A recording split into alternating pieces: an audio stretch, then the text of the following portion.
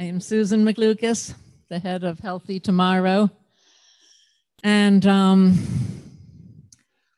I got concerned about female genital mutilation. And in 1997, I went over to Mali for the first time. I've been over there 12 times, and for a total of 3.5 years. My last trip was in 2009. Female genital mutilation, or FGM, as we usually call it, is the practice of cutting off the top of the clitoris of a girl, and often much more of the genitalia. And it's done for various reasons, mostly to keep women well behaved. It's just an awful practice, of course. So I decided I would go over to Mali, one of the countries where the number of women being cut is highest. And so here is my group of colleagues. This was 10 years into my time there. The executive committee of Sini Sanuma, which is the partner group of Healthy Tomorrow, my group here in the States. Shaka Traore is on my left there in the matching outfit. This is what the Women's Ministry puts out every year to commemorate February 6th, which is the International Day of Zero Tolerance to FGM. And the guy to my right also has a shirt of that same material. And the woman beside him in the blue is also very involved still in our movement. Okay, let's go to the next slide.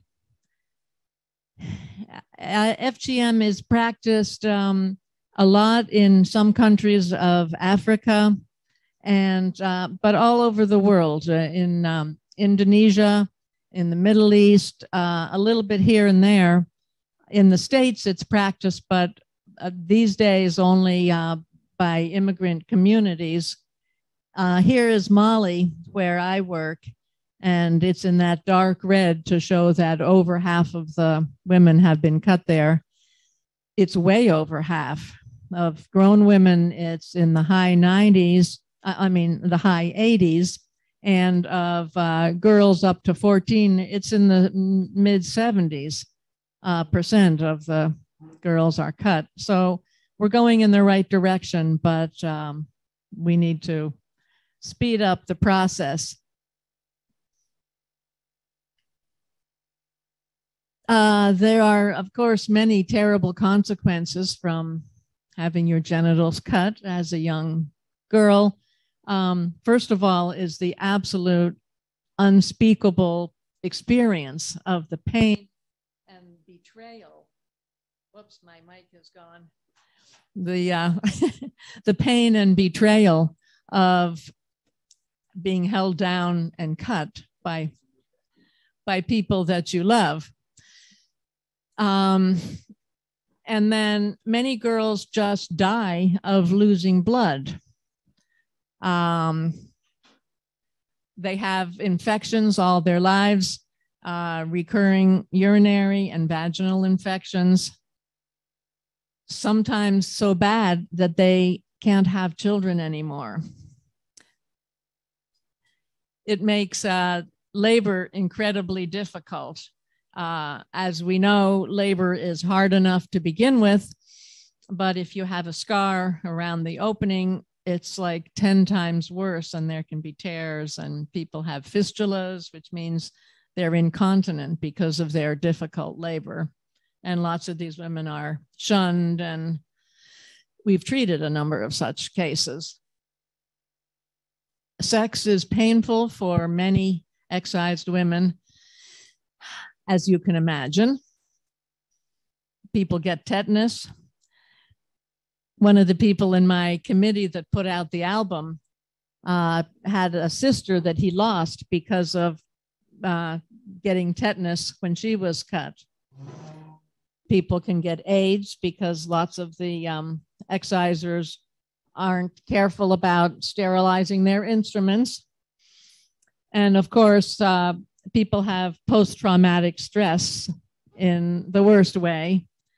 And many people die either straight from losing blood when they're originally cut, but a lot of them also as a result of childbirth. It's just so difficult, it becomes impossible. So for all these reasons, I wanted to stop FGM. So let's go to the next slide. My first trip in Mali, I noticed that there wasn't a poster in current use that I could see. So I put together one, and I got a local artist to draw a picture, and we put the names of 12 other groups on the poster because the head of the center where I was working said, we don't want it to seem like we think we're the only ones. So at the bottom it says, call this and this and this. Nobody ever calls, but still, here's the poster that I made. And in my second trip, I was working on putting it up. Before I left, we gave out 100 and 200 to various people. Let's go back to the slide if we can. And when I got there at the beginning of the second trip, I called people up. How did it go with, using those 200 posters we gave you? And they said, oh, that's a good reminder. We should do something with those. Anyhow, so different groups did put them up. And I also just, when I didn't know what to do, I would bike around town. And if I saw a health center or just a store with a friendly person, I'd say, do you want to put up the poster here? And that's Shaka Traore there with the poster that he put up in his store. He was a shopkeeper. And on my way into town, I would bike by his store and I would stop in and get stuff, and we got to be good friends. And so he put up the poster there, and he just got really inspired about the whole thing. I gave him a few extra posters, and he gave them to other people. And sometimes people who came into the store would ask if they could come back after the store closed and talk more. And so occasionally I'd bike by and I'd see Shaka with a bunch of people, mostly women, in a circle outside. And I'd say, what was going on? He said, well, I was telling him why I have the poster up. So he's just a natural activist, and he's currently the president of SUNY Sanuma and our chief person. And he has a fun story that he told me in our weekly conversation last week. He said, oh, by the way, I was on my way to work the other day and I saw an acquaintance. I stopped to see, to say hi and see what he was doing. And he said, oh, I'm here to come bring my daughter to be excised. And Shaka said, no, you are not bringing your daughter to be excised. That's ridiculous. People don't do that anymore. And here are all the reasons. And they had this long conversation. They went inside the courtyard of the exciser where he had brought his daughter to be cut. And there were 4 other families with kids around 2 or 3 who were waiting to be cut too. And the exciser listened in, and they had about an hour-long conversation about, you can't do it. Your kid's it's gonna be so painful. You have to watch and see what's happening to that girl, because the parents always go away. They can't stand it. Well, he said, you watch this if you do it. And when she grows up, she'll have terrible problems. And after about an hour, the guy goes home with his girl intact. All the other families went home with their girls intact. And the exciser was sitting there and said, whoa, what just happened? And so he's going to go back and talk to her, and hopefully she'll decide that she doesn't want any part of this. Most excisers didn't intend to be hurting people. they intend to be keeping an important tradition going. And then a lot of the ones that we have convinced to stop have become important spokespeople for us. So that was how I met my main collaborator, just putting the sign up.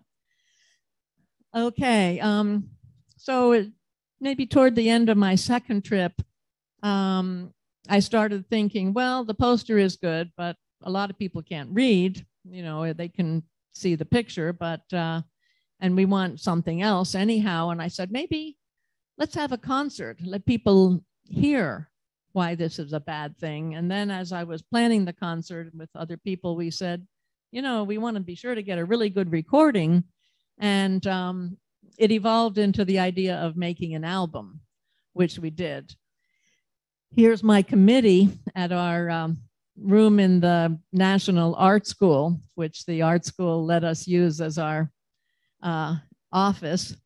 And there are a couple of musicians, a couple of producers, a professor at the art school, and me reaching out to big artists and choosing which songs we thought were good enough to go on the album.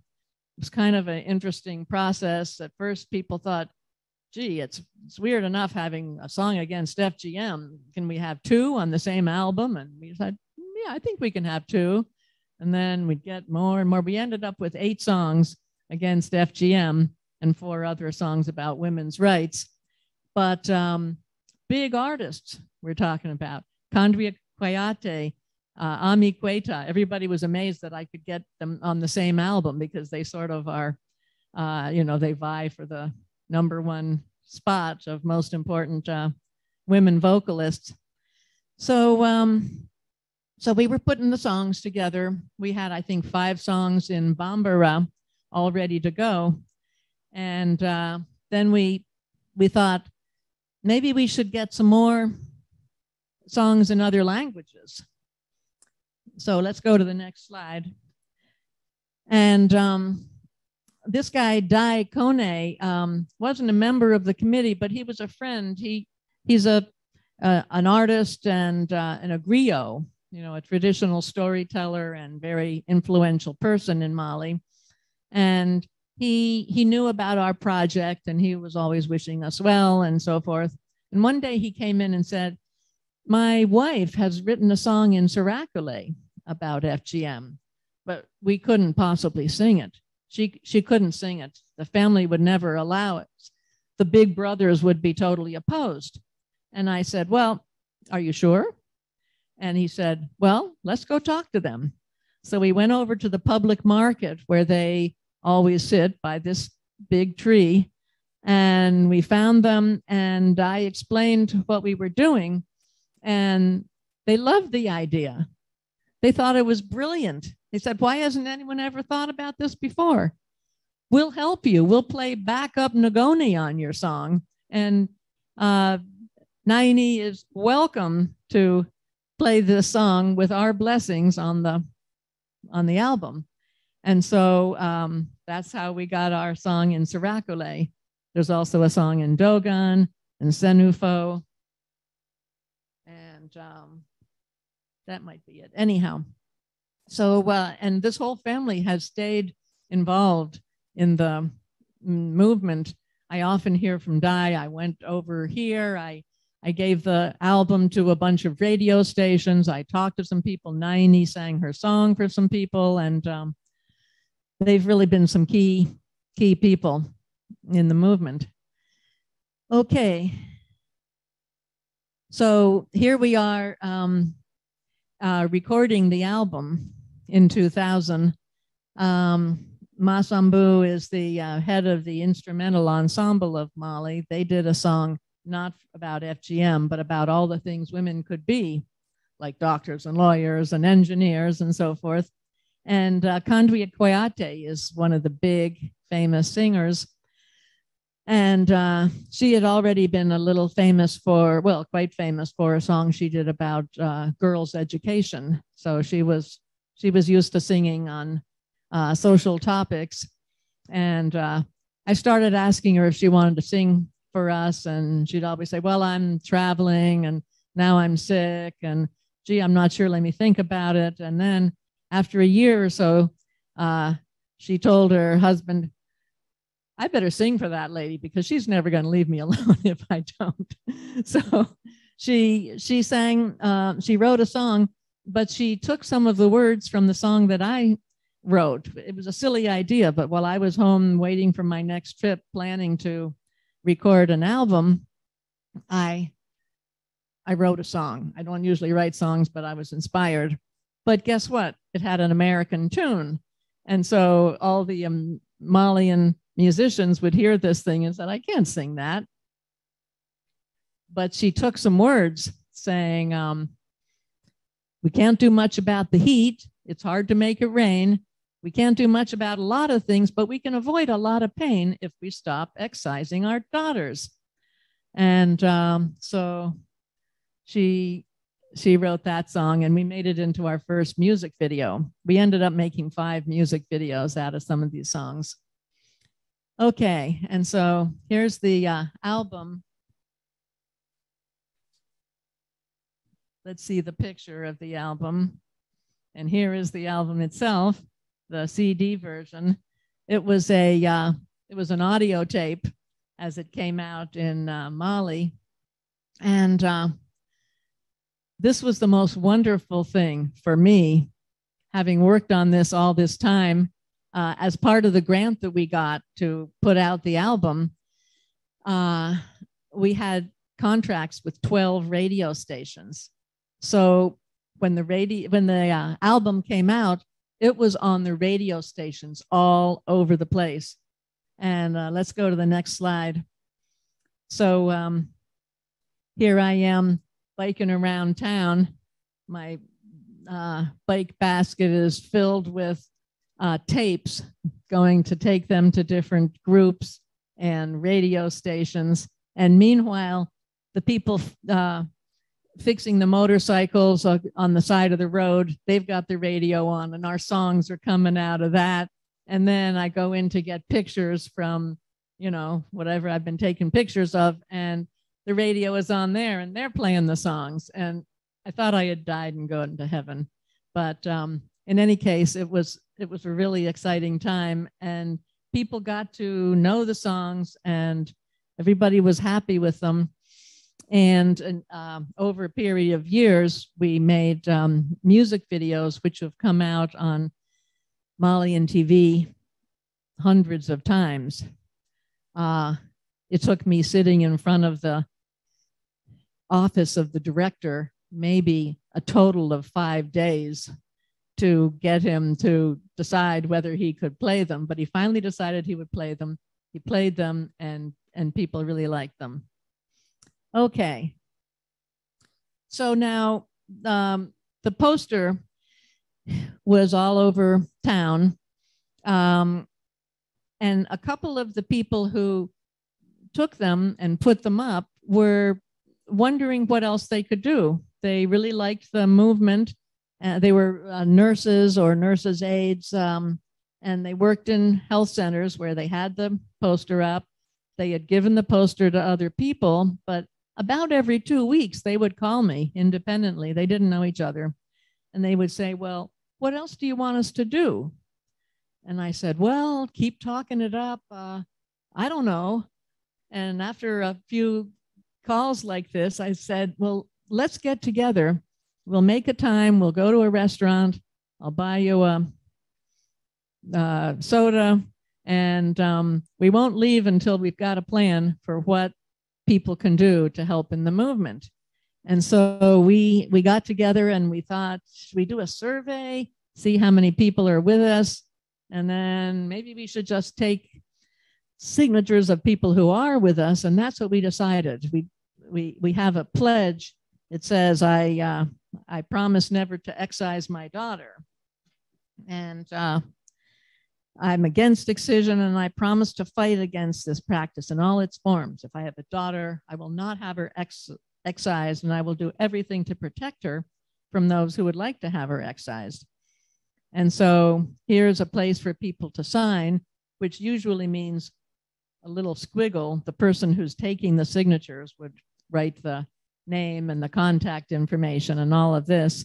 And then we have a few questions, and including, is it a good time to have a law against FGM? And almost everybody, 95%, say, yes, we need a law.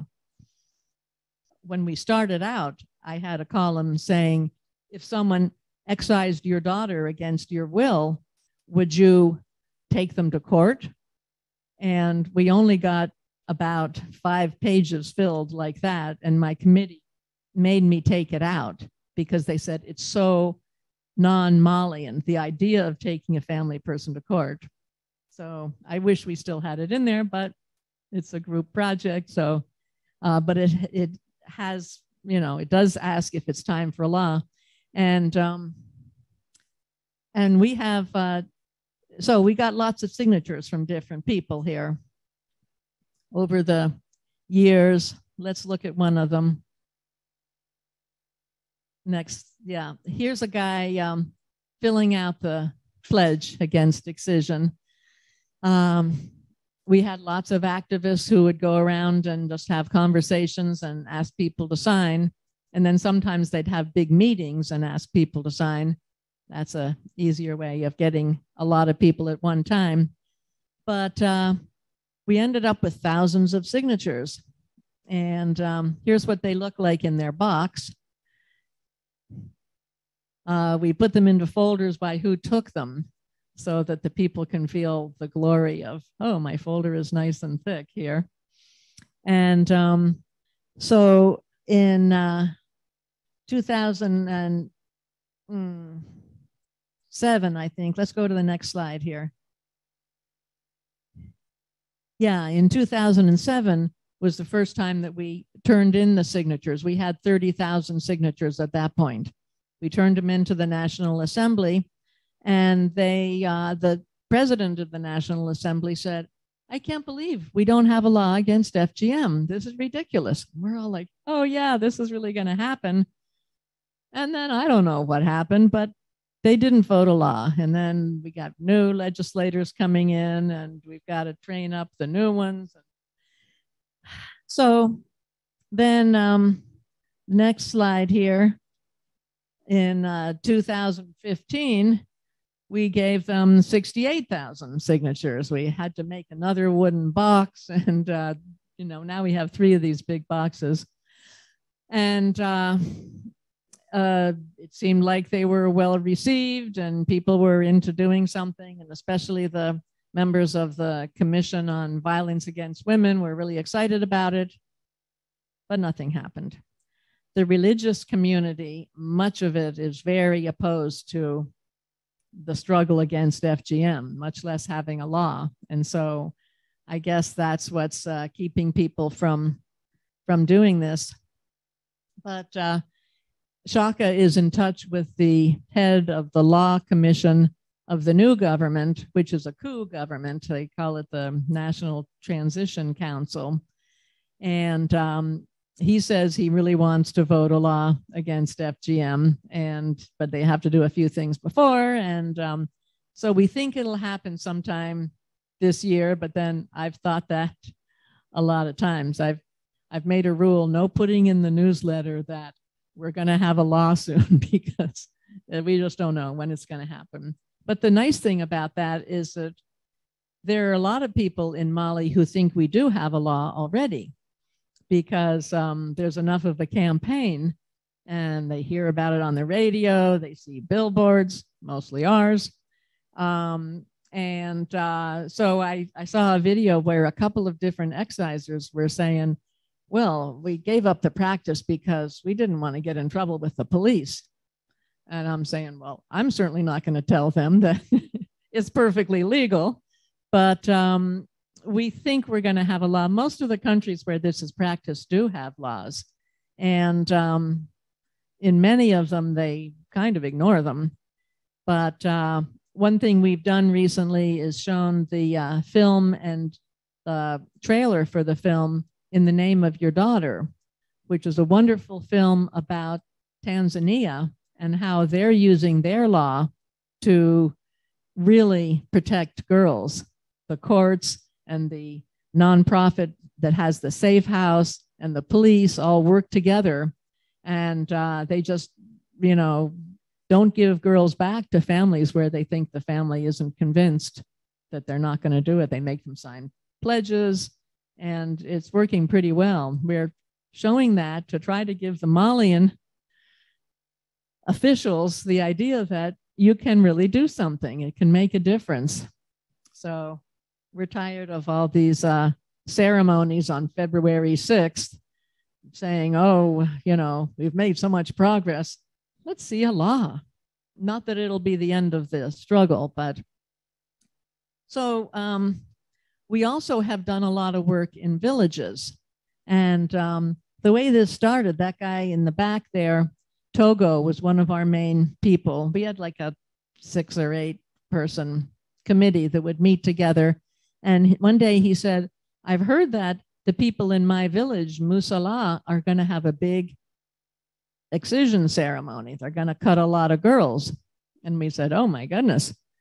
So we sent a delegation out. I didn't go, but maybe 2 or 3 of my Malian colleagues went out, and they had a series of meetings in Musala.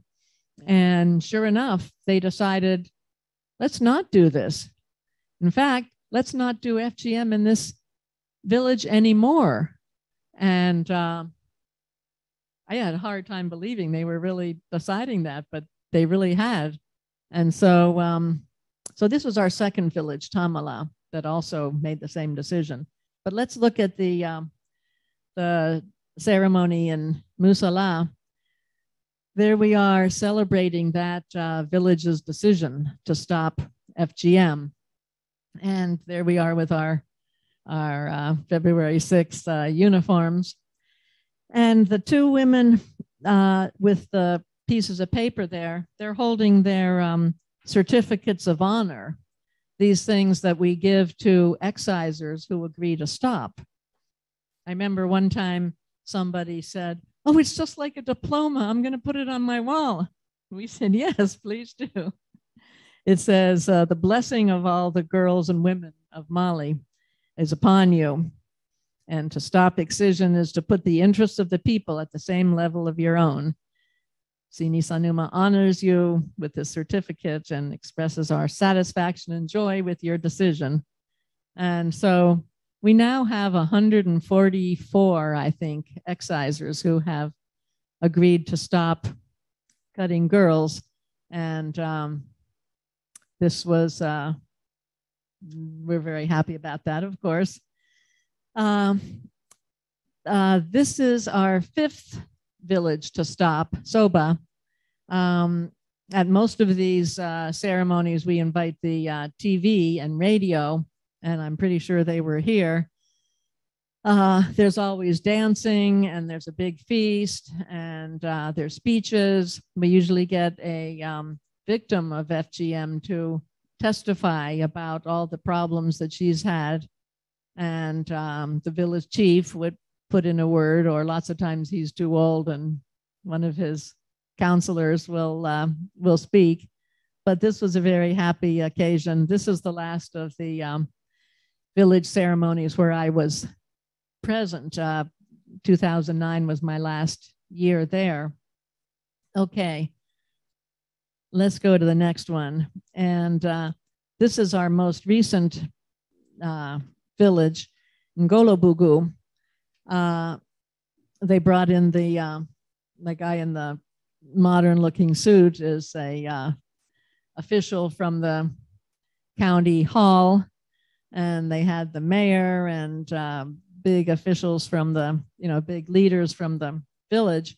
And the woman with the red headscarf there is our kind of number 2, Asetu Toure.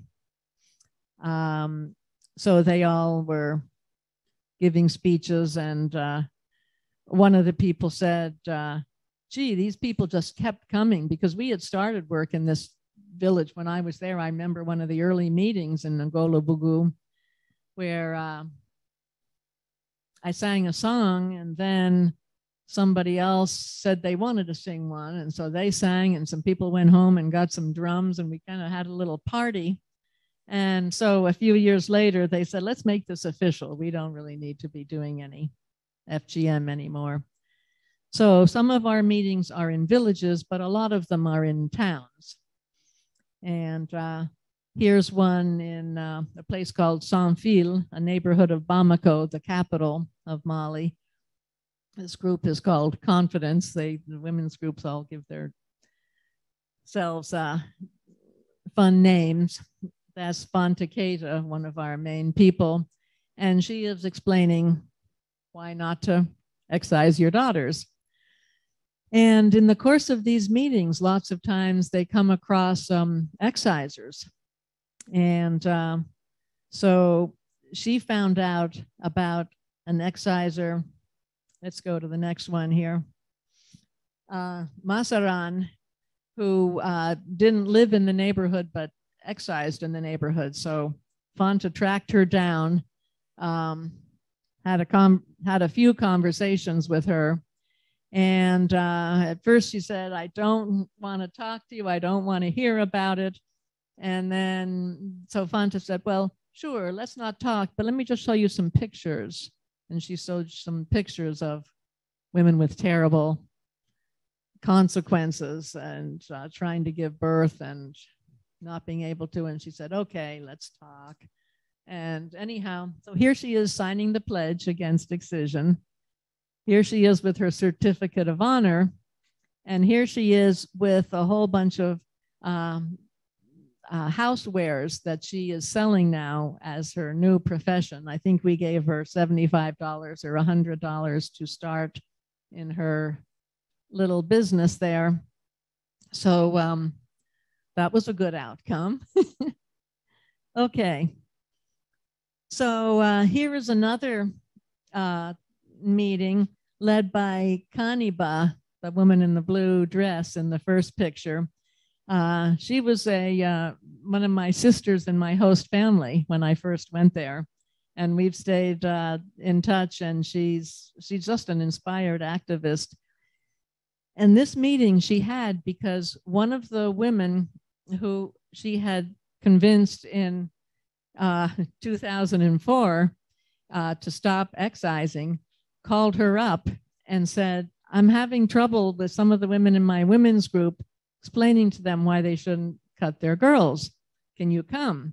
And so Kaniba said, yes, I'll be there. And it was so fun. I was there actually when she got convinced. Kaniba had 3 meetings with her. And the 4th time I went along, and I wasn't able to engage in the discussion too well because my Bambara is very rudimentary.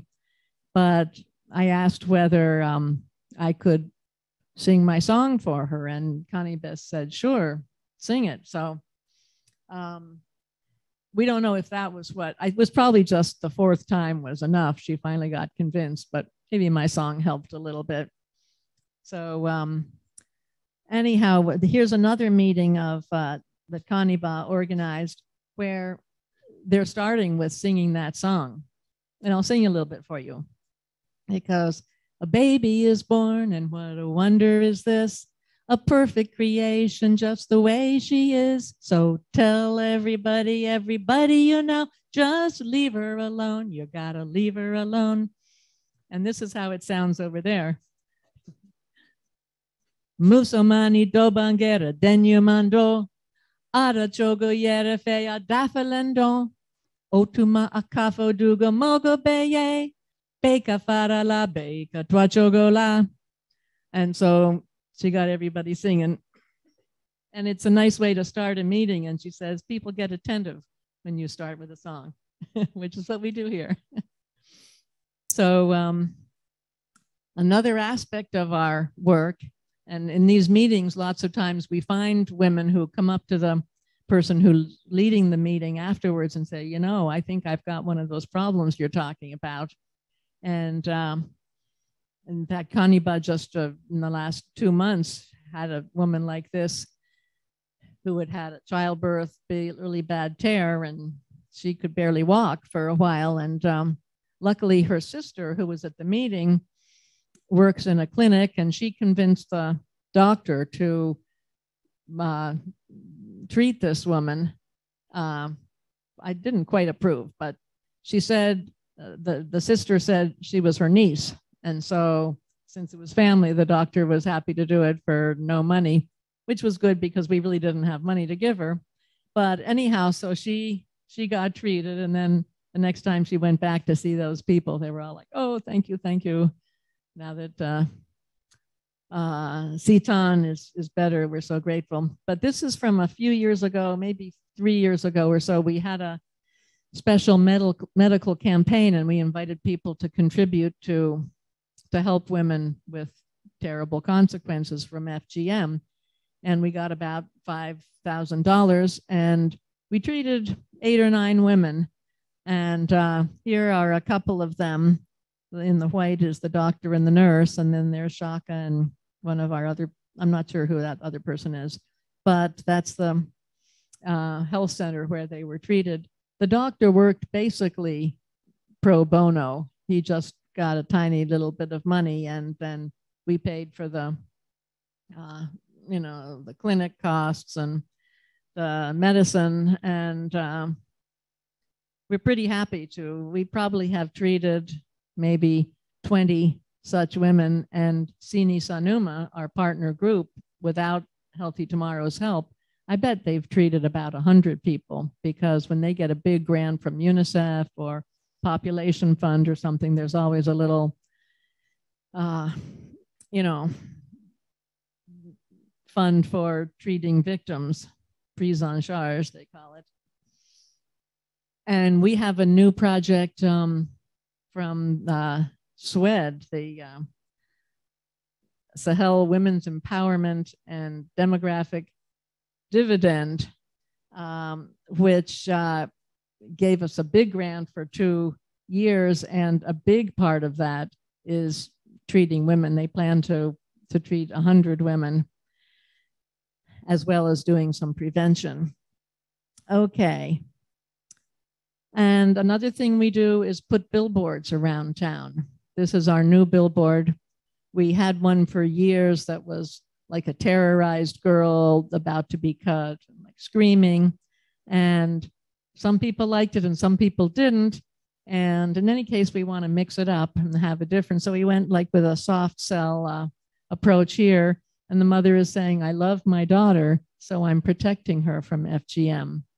And we've got one of these up now, and we're going to put one in Sikasso, the second largest city in Mali, soon, whenever the women's ministry can find time to go over there.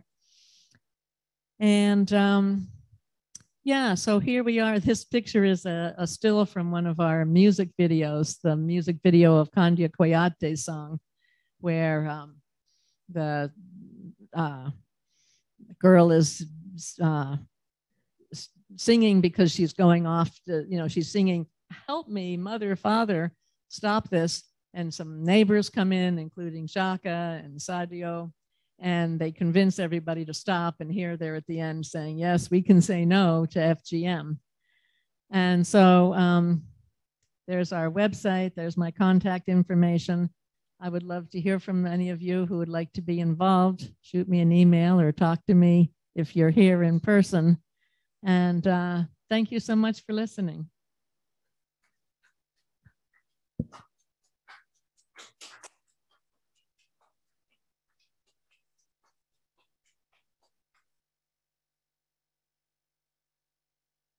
My God, Susan. It's just such moving activism. This is time for questions and answers. Susan, I have a wonderful friend I met through Farmers Market where I sell coffee in Roslindale. Her name is Salimata, and she sells kombucha. And we found out by complete coincidence that her husband is also a friend of mine from 25 years ago. He went on one of my trips to El Salvador. He's a Jewish guy, and he had to go to Mali to ask her father for her hand in marriage because she and her family are Muslim, and I want to know, Mali is primarily an Islamic country, and is the culprit here Islam, or is it something more traditional that predates Islam? And what is the position of the imams and the mosques on this question? Well, FGM does predate Islam, but many Muslim leaders support it. And so even though it's not really part of the religion, the Muslim leaders are part of what's holding back the movement. But the Muslim leaders are divided on this. We give out a handout in Mali with, we have it in the green papers back there. On the front, it has all of the reasons not to have your daughter cut, you know, all the health problems and psychological problems, and minimizing the sexual problems, but talking about them. And then on the other side, it has quotes from religious leaders. And we put the ones there who are on our side, although we have one who's a big famous religious leader, Usman Sharif Haidara, and he is so famous that even though all he said was it's not part of the religion, it's just a tradition, but he didn't say to stop it, we decided that was worth putting on because he's so famous. But we keep every 5 years or so we go back and say, are you getting any more? Do you want to give us a better quote? And he says, well, no. I think anything that cuts down on promiscuity is a good thing. So that's his position. But meanwhile, his doctor is really working with us. He's big enough. He's got his own university and his own health center, and his doctor is a big ally of Sini Sanuma's. I think one of these days, hopefully before I die, he's going to say, you should stop FGM. But the Grand Mufti of Egypt came out with a really good statement a few years ago that we added to our list. Most of the people on our list of religious quotes are Malian, but we added the Grand Mufti because it's pretty big. So it's an evolving situation, but and we've had some imams and preachers preach about stopping FGM. There are some that are really with us. There's this one time a year where they just preach all night, and we had a couple of guys who were preaching our anti-FGM message all night. People, gather in like a whole neighborhood square and lots of people. But I guess on the whole, the religious element is pushing back against us, although we do have our allies among the religious leaders.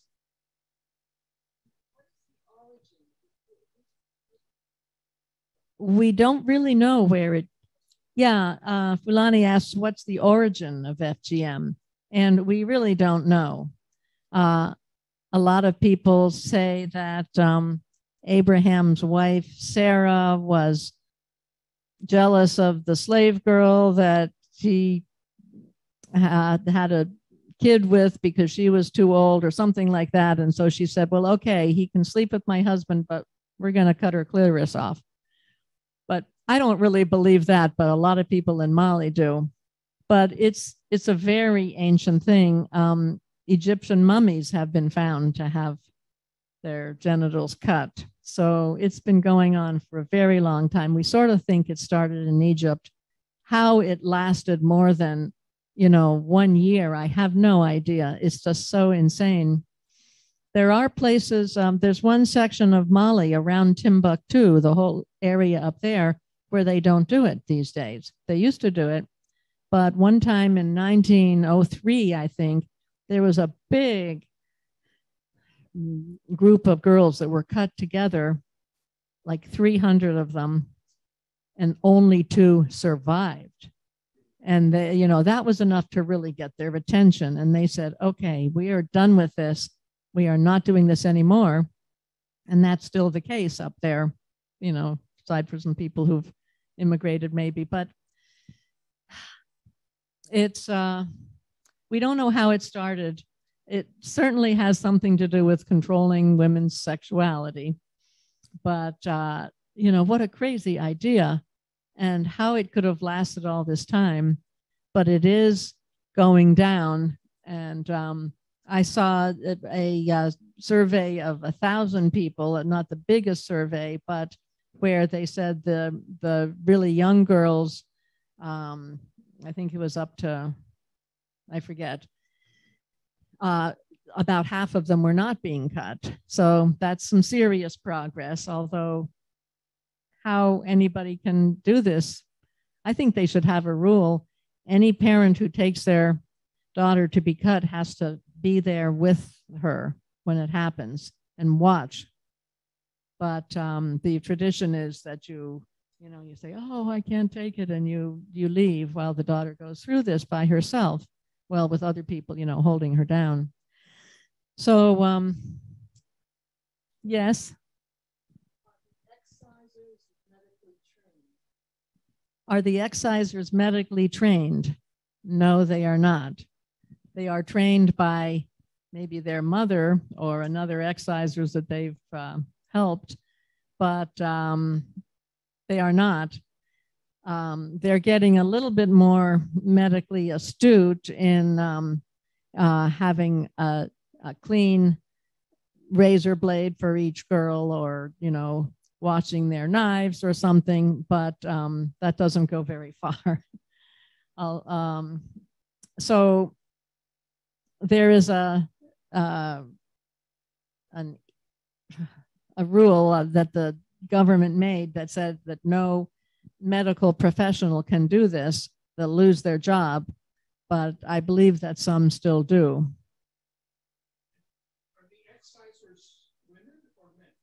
The excisers are always women.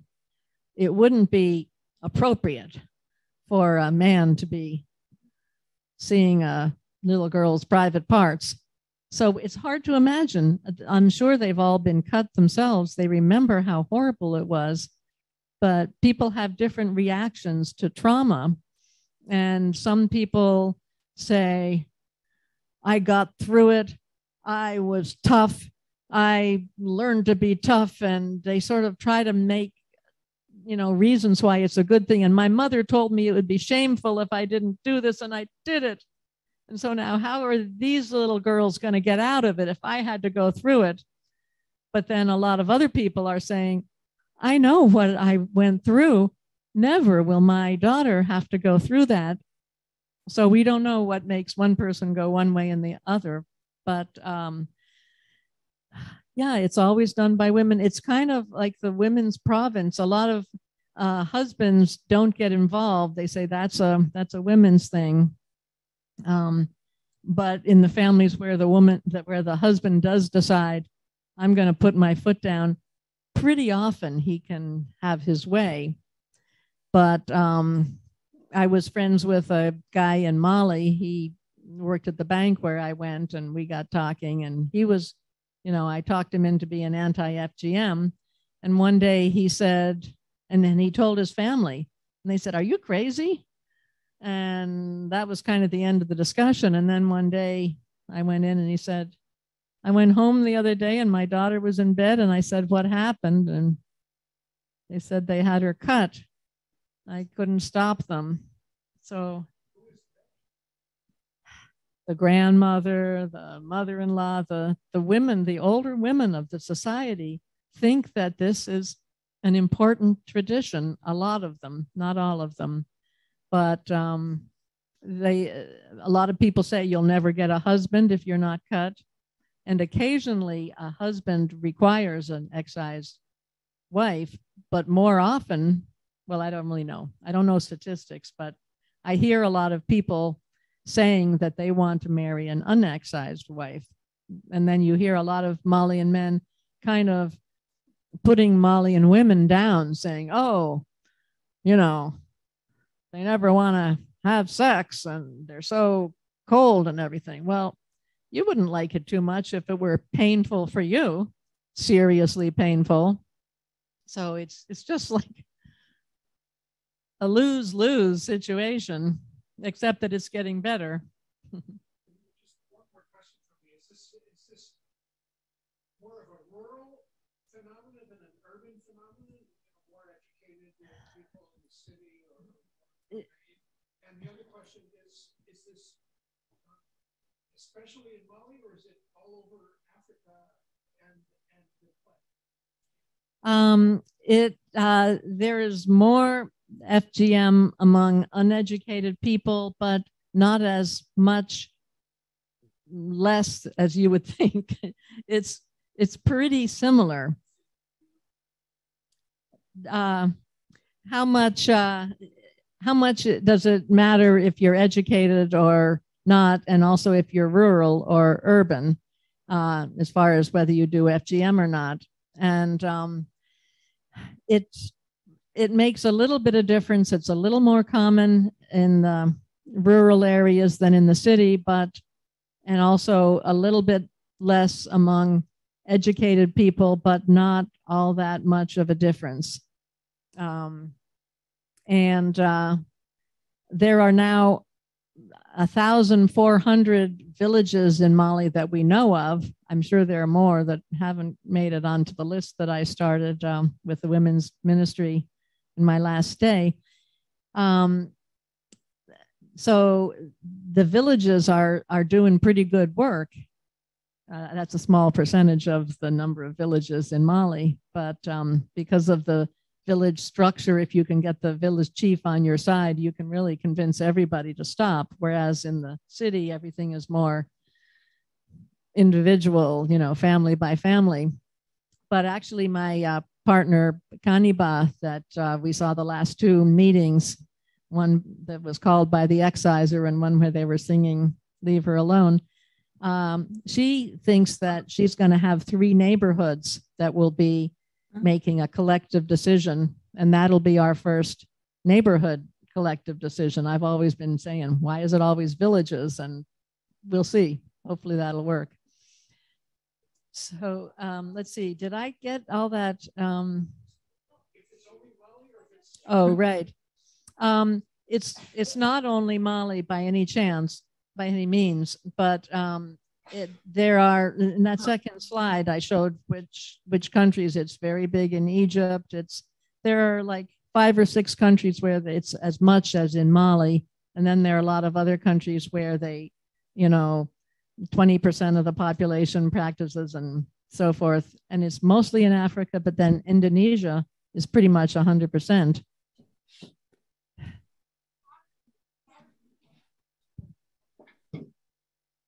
Just a second. Okay. First, I wanted to thank you for your wonderful speech. That was highly educational and enlightening. And my second question is, or second statement is, do you know anything about FGM occurring here in our community at Boston Children's Hospital in Boston, Massachusetts? I don't know anything about it happening in Boston, but hear somebody say that they thought a barber in Dorchester was doing it, and I asked a lot of Malians whether they knew anything about this, and nobody said they did.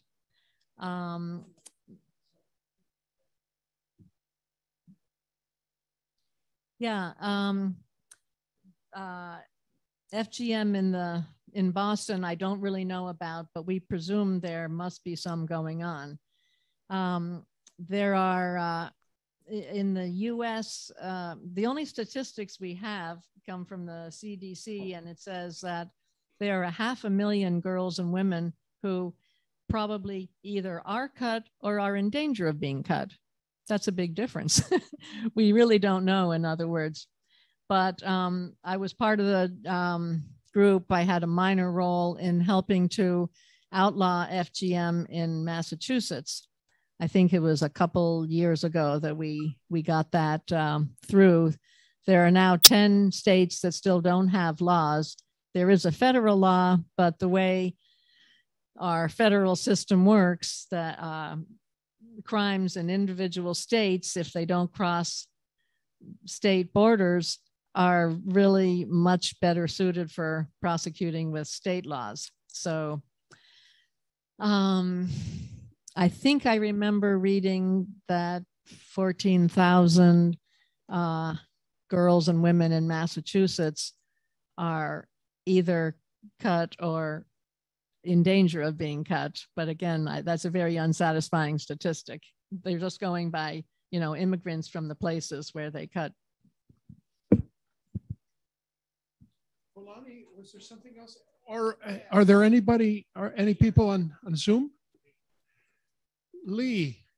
I want to know, is there any relationship between male circumcision and cutting in terms of the whole background of it? Well, I believe that all the places where they do FGM, they also cut the boys.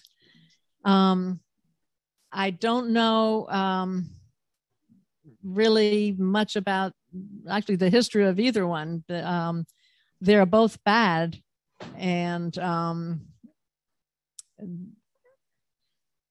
yeah. But it's just normal in Judaism. You have circumcision. That's right. So why? Why do they have it? Yeah, some people say hygiene, although you can always wash. Yeah, and it is much more likely for men to be impotent if they are cut. So people do it, but it's not really a very good idea. But women suffer much more. I think that even the men who are not, I don't want to minimize the problems with male circumcision, but most men who are circumcised can still have sex, and many women who are cut they just hope it never happens again. Maybe they do it like once a year because they have to, because they're married or something. It's a very individual thing, but not a very good answer, but that's the best I can do. Do you have anything to say on that? Lee, do you have anything to say on that? I just was wondering what the relationship, there really must be a religious relationship. I've heard people say that women, since men have to be cut, women should be cut as a little equality thing. So here's a follow-up to Lee's question. Do men who were circumcised enjoy sex less than men who are less circumcised? Not circumcised. I think that seemingly happens with women who are cut. I believe that they do. For one thing, more of them aren't even able to have sex. And I know that the foreskin is very erogenous. So I don't really know how to answer that. We do have Ron Goldman on the call. He could probably give us an answer to that. Before he comes on, could I ask you a question? Or do you want to? Go ahead, Fulani, and we'll look for Ron Goldman if he's there to join us after Fulani's question. Okay. So if you physically cut a part of the body, male or female, we have a reproductive system that goes on. And that cannot be cut away because a female child, 12, 13, 14 years old, is getting an abundance of estrogen, and the males are getting the testosterone. So that emotional part of developing your sexuality as a young human being, but then you cut something, there's a little question right there in my mind of that's going to happen anyway. You can remove the clitoris, but the estrogen is building, the breasts are being developed, and all the other sensuality things that happen with estrogen being in our body. I think part of your campaign could be on these two subjects. So, and for the male, the testosterone, they grow here, their voices get deeper, they start having sexual feelings. But if you're cutting skin off, which is a physical part, and I know they're both connected, but there seems to be something missing in the understanding here. Do you understand what I'm saying? It's very complicated. Yes, yes. And most outsiders believe that any excised woman cannot enjoy sex. But when you ask a whole lot of excised women, they are offended by that. One time I was at a conference and a man read a poem he had written that I thought was so sweet and understanding. And he was talking about being in bed for the first time with a woman and realizing, oh, this isn't really good for you. And he was very understanding. And the only reaction, I'm sure there were a lot of people in the audience saying, yeah, that's me. But the only reactions we heard were people saying, I'm not mutilated. I enjoy sex as much as anybody else. You know, they have this modern feeling that they should, and maybe they do. A lot of them say that they do. And I don't really know. I can't speak for somebody else. But I know that even though the vast majority of Malian girls are cut, they, you know, they want boyfriends. They, you know, it's, I think, you know, you want love and you want this whole romance, and it doesn't all come from, oh, it's going to be really good. It's like, you just want it. And even though, even though maybe when you get it, you're like, oh boy, is this what we've all been going after? It could be a population control thing too, which we didn't discuss. Right? Controlling the population in African countries. But no, I mean, it's an indigenous culture. I don't know what to say about that. Ron, are you in there? Do you want to say a very brief answer to? Sure. Can you hear me? Here is Ron. Ron Goldman. Welcome, Ron. Okay, can you hear me? Yes. Okay, so a little bit about circumcision. Of course, it's most males in the United States are circumcised. No medical organization in the world recommends circumcision. The pain is extraordinary. It's traumatic. Some infants don't cry because they go into traumatic shock from the overwhelming pain of this surgery. Anesthetics don't work sometimes, and sometimes they're not even used. Various studies have found short-term effects of circumcision include changing sleep patterns, activity level, mother-infant interaction. This definitely has adverse effect on the relationship between the child and the mother. That's our primary relationship. It is a foundation for future relationships.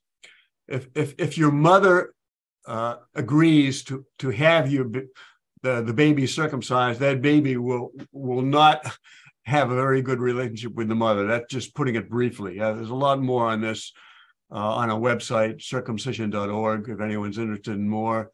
There's complications and risks, which include hemorrhage, infection, surgical injury, and rare cases, even death. There are over 100 known complications and risks from circumcision. Let me just see. Okay, a little bit about the foreskin. It has functions. It protects the head of the penis, enhances sexual pleasure, facilitates intercourse. Men circumcised as adults report a significant loss in sensitivity. The foreskin on the average adult is about 12 square inches of highly erogenous tissue. And this is a sliding sleeve of tissue, and usually, when there's no erection, the foreskin covers the glands of the head of the penis and protects it from irritation. What else can we say? As far as Jews go, a number of American Jews are choosing not to circumcise their sons. When someone is traumatized, this is in the psychological literature, there's a compulsion to repeat the trauma on the next generation. That's just the way our psychology works and our behavior works. So if we're traumatized as children, we tend to do it. I mean, this happens even in later, like if you abuse your child when the child is like maybe 5 or 6 years old, studies show that it's more likely that when that child, if that child grows up and has a child later in life, that then adult would be likely to abuse their children. Okay, we tend to pass on the trauma. So, thank you very much, Ron. Okay, Appreciate it. thank you, Susan. Thank you, Ron. You're welcome. Very enlightening. And are there any other questions on the Zoom? Ken, join us, Ken. Hi. Hi. Thank you so much, Susan, for your work. Thank you, Ken. Yeah. Couple of things. First, I noticed on your map that there seemed to be increased of the cutting in the west coast of Canada and the west coast of Alaska. It was brown. And I'm wondering in what communities that occurs. I wish I could give you a really good answer, but I believe that I've heard that there are some indigenous communities who do it. Yeah. But I'm really not sure. Yeah. And also, it seemed like you had pretty good progress in your work, but I'm wondering if you had any serious opposition, whether there were threats or that sort of thing. Well, as I said, we've had the religious community, the Muslim community pushing back. I believe we would have had a law by now if that hadn't been the case. Of course, a law is not the, the whole thing that you need. We have had a few people disapproving of what we are doing, but a lot more people are telling us, thank you, thank you. I remember before I left, a lot of people said, do not go over there. If you want to help, just send money, because they don't want white people coming over telling them what to do. And I said, well, I'll be sure to stay in the background if I go. And I think it was 1 or 2 times in my 12 trips there that somebody said, you're kind of out of place here. This is our culture. And otherwise, people are saying, I can't believe you leave your comfortable country where you don't have this problem to come over here in the heat and all the germs and the dust and help us with our problem. And I say, well, thank you, thank you. It's, I think the main thing slowing it down is just culture, tradition. People think they should do what their parents have done unless they have big reasons otherwise. So it's a slow process. Yeah. Also, I'm thinking that really behind this is patriarchy and the effort to control. I'm sure there's some old economic motives in terms of family dowries and making sure that women are loyal and that children are not outside the family and so forth. Yeah, it definitely goes with patriarchy, and also it goes with polygamy. If you have 4 wives and they all have a normal sex drive, then you're going to have a hard time keeping them all happy. Of course, that may not be your big concern, but if your wives are happy to have it be another one of the wives' night, because then they don't have to worry about you, then it sort of works together nicely in a sad way. We have a couple more questions. If I could ask that they be quick ones, because we're getting on 1 o'clock and I'm hungry. So we start with YH, I think joins us from down south, South Carolina. Go ahead, YH. Hi, Susan. Thank you very much. I would like to know what is the best source to find information about FGM in Kenya and Somalia. Can you point me in some directions? All of the countries in Africa have what they call a demographic and health survey. And so those countries probably have those, and there's a FGM part of it. The UNICEF has some good information countrywide, country to country.